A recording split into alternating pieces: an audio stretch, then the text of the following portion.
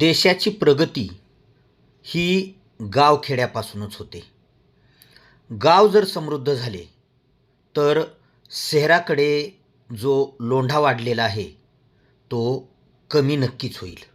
मात्र खेड्यामध्ये गावामध्ये राहून जर शेतकऱ्यांना सर्वसामान्यांना जर रोजगार मिळाला, शेती चांगली पिकली, पिण्याचे पाणी मिळाले तर गाव सोडण्यासाठी सहजासहजी कुणीही धजावणार नाही.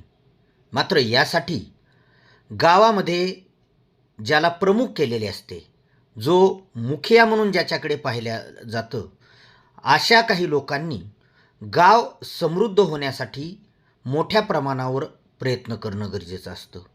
कारण सर्व गावांनी मिळून त्या व्यक्तीला प्रमुख केलेलं असतं आणि आता आपला विकास होईल, गावाचा कायापालट होईल अशी अपेक्षा ठेवलेली असते. आणि त्याच व्यक्तीने अशा प्रकारे पुढाकार घेऊन आणि प्रयत्न करून माझं गाव समृद्ध झालं पाहिजे, माझ्या गावातील ग्रामस्थांना सुखसुविधा मिळाल्या पाहिजेत, या ध्येयाने काम जर केलं तर नक्कीच असं पाणीदार गाव व्हायला वेळ लागणार नाही. नमस्कार, मी डी बनसोडे आणि आपण पाहत आहात सक्रिय न्यूज. आता आपण केज तालुक्यातील साबला या गावी आलेलो आहोत आणि साबला या गावी यासाठी आलेलो आहोत की जलसंधारणाची कामं कशा प्रकारे या ठिकाणी एका सेवाभावी संस्थेच्या आणि ग्रामपंचायतच्या वतीने होत आहेत. मागच्या वर्षीही ART सेवाभावी संस्था म्हणून जे आहे, जे की यवतमाळचे आहे, मात्र त्यांचा मुख्य उद्देश आणि त्यांच्या कामाची पद्धत जी आहे ती अगदी शेतकऱ्यांना जास्तीत जास्त कसा फायदा होईल यासंबंधी ते काम करत असतात.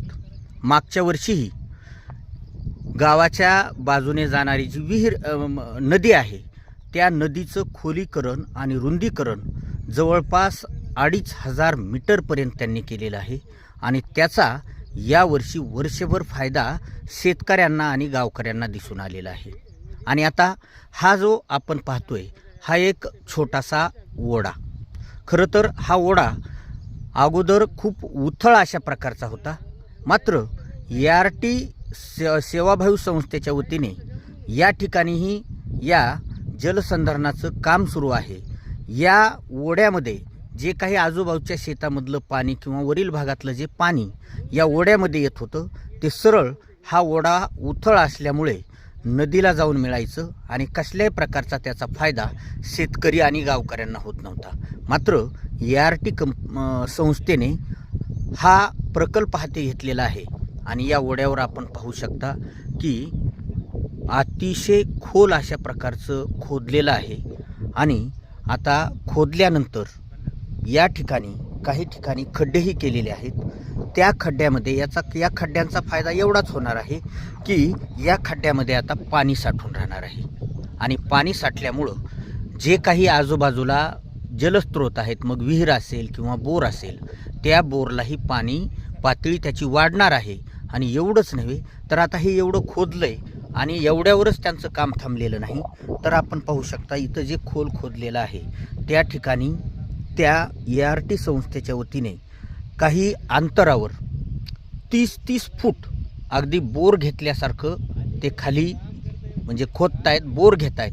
आणि त्या बोरमध्ये जो केशिंग पाईप आहे तो केशिंग पाईप सोडल्यानंतर त्याला छोटे छोटे छिद्र करतायत. मूळ अर्थ काय तर जे वाहून जाणारं पाणी आहे ते वाहून जाणारं पाणी अगदी याच ठिकाणी मुरावं आणि याच शेतकऱ्यांना, आजूबाजूच्या शेतकऱ्यांना याचा फायदा व्हावा. आणि अर्थातच याच्यासाठी जे काही म्हणजे प्रयत्न आहेत आणि जे काही परिश्रम आहेत ते म्हणजे या गावचे जे सरपंच आहेत जनाबाई नरहरी काकडे यांच्या सातत्याने पाठपुरावा केल्यामुळे अशा प्रकारचे कामं या ठिकाणी होऊ लागलेले आहेत. आणि नक्कीच याचा फायदा हा सर्वसामान्य शेतकऱ्यांना होणार आहे. पाहूयात.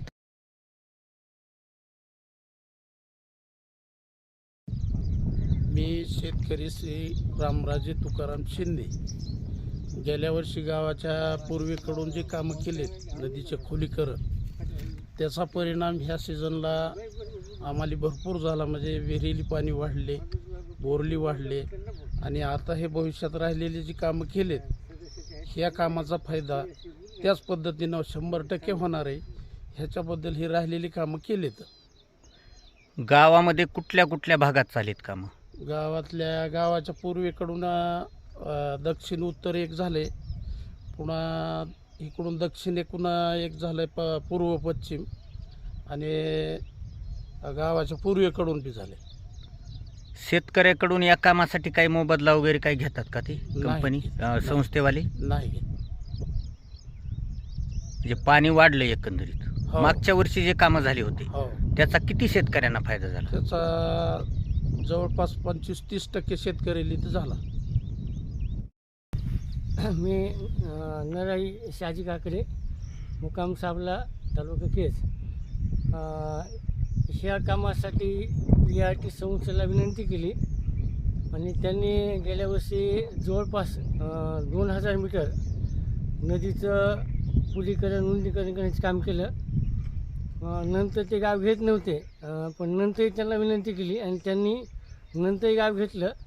आणि जेवढे गावातल्या छोटा नाले असेल, मोठा असेल, यावर्षी त्यांनी टोटल काम केलं. आणि पाठीमागल्या 10 वर्षामध्ये जी पाण्याची अडचण होती त्यामुळे आम्ही त्यांना विनंती केली आणि त्यांनी ते काम केल्यामुळं यावर्षी थोडा पाण्याचं काही एवढं जाणवलं नाही. आणि यावर्षी जास्त काम केल्यामुळं थोडा पाण्याचा साठा जास्त होऊन गावातल्या माणसांना म्हणा, प्राणी पक्षी जे असतील त्यांना अडचण येणार नाही.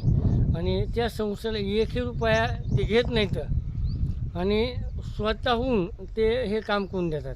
फक्त त्यांना आम्ही विनंती करतो की आम्हाला हे पाहिजे, तर ते आता आम्हाला आणखीन झाडं लावण्यासाठी द्यायला लागली. तर गेल्या वर्षी काय झाडं लावण्यासाठी दिले होते, आणखीन यावर्षी द्यायचे काही. इतर गावात जर त्या संस्थेकडून काम करून घ्यायचं असेल तर काय नेमकं काय प्रोसिजर काय करावं लागेल? त्यांना इतर कुठं गावात संपर्क करायचा? करायचं असेल तर मी गेल्या वर्षी 2-3 गावं जोडून दिली ते. त्या गावांना त्यांना विनंती केली, पण त्या गावानं सहकार्य न केल्यामुळे त्यांना ते गावं काही सोडून दिले. आणि ज्या गावा काही अपवाद जोडले गेले, पण काही गावांना सोडून दिले. आणि ज्यांचं गेल्या वर्षी काम झालं त्यांना सहकार्य जास्त नाही केल्यामुळे त्यांचे ते गावं यावर्षी सोडले. पण आम्ही सहकार्य केल्यामुळं त्यांना स्वतः डबल आमचं गाव घेऊन आमचं चांगलं काम केले.